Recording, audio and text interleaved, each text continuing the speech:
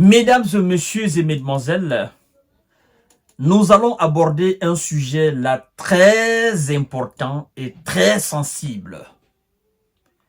Pour cela, je vous demande, avant même de cliquer cette vidéo, de partager la vidéo dans tous les groupes possibles. Oui, s'il vous plaît, partagez cette vidéo. Elle a une importance capitale. Je vous en prie, partagez cette vidéo. Il y a quelques jours, et depuis le début de l'hivernage en Afrique, surtout en Afrique de l'Ouest, nous avons constaté une série d'inondations dans les pays de l'Afrique de l'Ouest. Ça a commencé en Côte d'Ivoire. Le Niger l'a connu. La Guinée est en train de connaître. Mesdames et messieurs, vous savez, je suis né en Afrique, grandi en Afrique, étudié en Afrique, avant de sortir de l'Afrique. Je connais parfaitement les réalités africaines. Je connais parfaitement les réalités de chez moi. Et chaque fois, j'y suis. Vous savez, on dit souvent que c'est lui qui ne prête pas attention à l'histoire est condamné à la répéter. Je vais vous dire, d'abord, pour toutes ces personnes qui sont parties au repos éternel suite à ces inondations, je leur présente mes condoléances les plus démesurées au fait.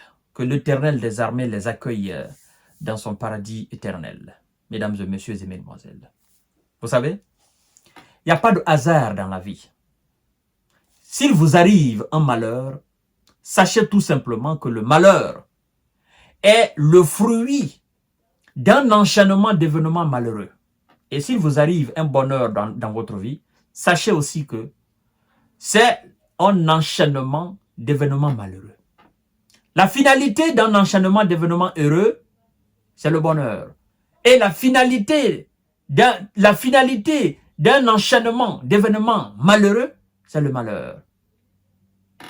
Par rapport aux inondations en Côte d'Ivoire, par rapport aux inondations au Niger, en Guinée, vous savez, moi je pointe du doigt. Parce qu'il ne faudrait pas qu'on bondisse aujourd'hui sur ce qu'on voit. Mais voyons d'abord la cause de cela. Parce que ce n'est pas cette année que ça a commencé. Depuis des années, nous assistons à cela. Chaque année, il y a des inondations dans nos différents pays. Chaque année, il y a des inondations dans nos différentes capitales. Mais l'on se pose la question de savoir qu'est-ce qui fait cela? Peut-on éviter cela? Peut-on corriger cela? Évidemment, nous pouvons corriger cela. Nous pouvons faire en sorte qu'il n'y ait plus d'inondations dans nos grandes villes. Mais pour ce faire, l'État doit faire un sacrifice immense. Immense. Les autorités de nos différents États doivent faire un sacrifice immense. Et doivent être rigoureux, disciplinés et constants en faisant ce sacrifice. Parce que c'est un travail de longue haleine, mesdames et messieurs. C'est un travail de titan. Je dois d'abord vous dire, nous qui avons voyagé dans beaucoup de capitales européennes, américaines et asiatiques, je dois vous dire que dans toutes les grandes métropoles, ce que vous voyez là, la capitale que vous voyez visible là, quand vous allez à Paris, vous allez à Londres, vous allez à Moscou, vous allez à New York, à Washington, ce que vous voyez là comme capitale, les bâtiments, les buildings, c'est pas ça la capitale. C'est pas ça la capitale. La capitale, lorsque vous allez à Washington ou dans la ville de Paris, la véritable capitale parisienne se trouve dans le sous-sol. Les connaisseurs savent de quoi je parle. Oui, ne voyez pas voilà, la beauté d'une ville. La beauté de la ville de Paris se trouve dans le sous-sol. Dans les sous-sols. Pourquoi je le dis? Vous voyez les canaux d'évacuation des eaux usées. Ça, d'abord, c'est une première chose. Et c'est la chose la plus importante. Deuxièmement, la capitale, ce qui fait une capitale d'une véritable capitale pour éviter des inondations, c'est la qualité du traitement des ordures. Oui, dans toutes les capitales du monde entier, il y a une structure très efficace, très disciplinée, très constante, très régulière, mesdames et messieurs, qui traite les ordures. Pour éviter quoi? Pour éviter que la population, ne sachant où jeter les ordures, parte jeter les ordures dans les caniveaux d'évacuation des eaux usées. Et les conséquences de cela, quand il va pleuvoir, les eaux usées n'auront pas de passage. Ça va boucher et ça va déborder. C'est ce débordement qu'on appelle inondation. Lorsque l'eau habituée à circuler sur une voie, cette voie est coupée, qu'est-ce qui se fait? Il y a une accumulation d'eau.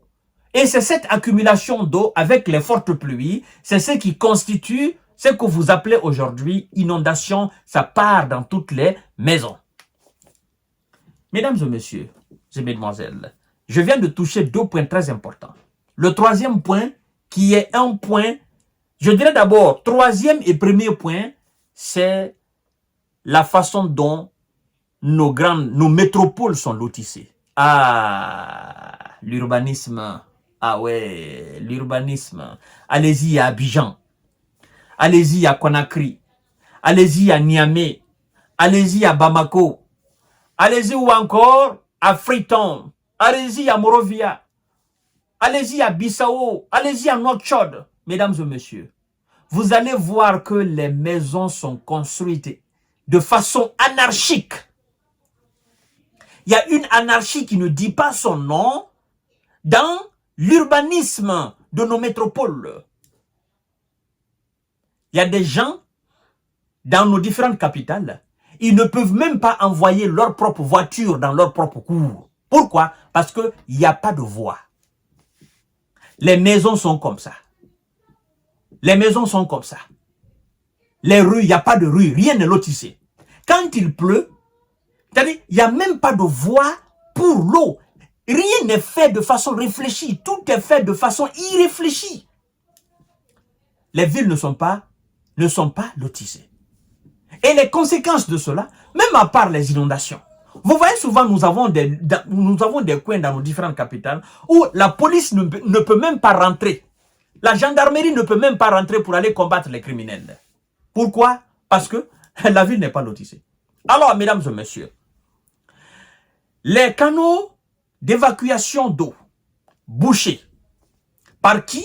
Par le peuple qui jette des ordures là-dedans pendant l'été. Plus cela, l'anarchie dans l'urbanisme, mesdames et messieurs. Ah, quand il pleut pendant l'hivernage, c'est la catastrophe. Alors, qu'est-ce que l'État doit faire?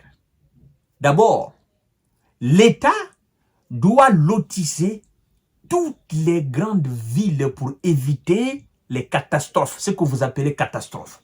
Ce que nous appelons catastrophe là, nous pouvons régler, nous pouvons remédier à cela. Nous pouvons remédier à cela. Il y a une logique de construction des maisons. On dit souvent, oh, la maison est tombée. Oh, non, on ne construit pas une maison anarchiquement. Il y a une logique de construction de maisons.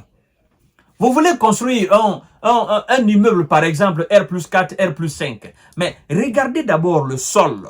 Est-ce que le sol est solide? Il y a des gens qui vont construire des villas. On ne creuse même pas. Vous voyez la profondeur des soubassements? Ce n'est même rien. Dès qu'il pleut seulement et que la pluie, l'eau dégage un peu de sable seulement, c'est fini. La maison s'écroule. La maison s'écroule. Alors, l'État doit lotisser la capitale, les grandes villes, premièrement. Deuxièmement, l'État doit éduquer le peuple de la manière dont on traite les ordures. Les ordures dans les grandes villes. Oui, l'État doit éduquer son peuple. Ben, s'il faut, vous envoyez le système européen ou le système américain avec la règle des 3 poubelles. oui, le restant des nourritures, bien les métaux ici, les plastiques ici, et puis voilà. Et puis, on met des camions de ramassage de poubelles. Cela crée de l'emploi, des milliers d'emplois. Je sais de quoi je parle. Sur un seul camion de ramassage de poubelles, peuvent travailler 5 à 6 personnes, plus le conducteur. Et donc, au niveau de toutes les mairies, par exemple, dans les grandes mairies, par exemple, dans les grandes communes, ben, on peut avoir besoin de 100 camions de ramassage de poubelles, ou de 200 par exemple. L'État a les moyens. Et cela crée énormément d'emplois. Pour ne pas que les gens, les citoyens jettent les ordures de gauche à droite. Et cela crée même la maladie, mesdames et messieurs. Donc, il y a beaucoup de choses qui sont liées au non-traitement des déchets, au remplissement des canaux d'évacuation des eaux usées. Il y a beaucoup de choses qui sont liées. Des maladies rares, par exemple, que nous raconterons en Afrique, là. Mesdames et messieurs, tout est lié à ça, la saleté. La saleté. On ne doit même pas brûler les ordures comme ça dans la grande ville. Pour ce faire, il faut avoir effectivement un lieu de tri pour trier les ordures. Et là aussi, au niveau des usines de triage, mesdames et messieurs, on peut, ça crée de l'emploi, ça crée énormément d'emplois. C'est pourquoi je dis, nos différentes autorités doivent faire un sacrifice énorme pour réguler cela. Vous allez en Europe, mesdames et messieurs. Chaque 2 jours, il y a un camion de ramassage qui passe, qui prennent les poubelles. Chaque 2 jours. Chaque 2 jours. Il y a un camion de ramassage qui passe, qui prend les poubelles. Vous achetez les sacs poubelles. Vous voyez les immeubles, les appartements, chacun a sa poubelle. Chaque famille, chaque appartement a sa poubelle, mesdames et messieurs. Une fois que c'est rempli, vous descendez les sacs poubelles, vous les mettez dans les conteneurs. Là aussi, il y a un tri. Il y a des trucs pour les métaux, il y a un truc pour les restants de nourriture, il y a un truc pour les caoutchoucs, mesdames et messieurs. Et tout est trié. Ça évite quoi? Ça évite d'abord que la ville ne soit sale, qu'on ait affaire avec des moustiques, mais aussi du paludisme et de la maladie. C'est pourquoi des gens qui s'opposent. Mais qu'est-ce qui se passe en Europe? Les gens ne tombent pas malades du paludisme. Mais parce que là, on trie les ordures. Les ordures sont traitées avec de la bonne qualité, mesdames et messieurs. Et donc, tout cela évite qu'il y ait des inondations. Tout est lié. C'est comme le corps humain, mesdames et messieurs. Tout est lié, tout est centralisé, tout est lié. Une fois qu'il y a un coin qui ne marche pas seulement, oh, tout est parti. Donc, ce que je viens de dire, mesdames et messieurs, moi je dis aux autorités de prendre leurs responsabilités. Au niveau des mairies, au niveau des communes, au niveau des quartiers, des chefs secteurs, mesdames et messieurs. Tout le monde doit prendre sa responsabilité. Mais pour ce faire, il faut une véritable structure. Parce que ce que je dis là, je connais ma capitale Conakry, je sais, c'est la même logique aussi à Abidjan, je sais, c'est la même chose à Niamey, je sais de quoi je parle, je vous parle, mesdames et messieurs.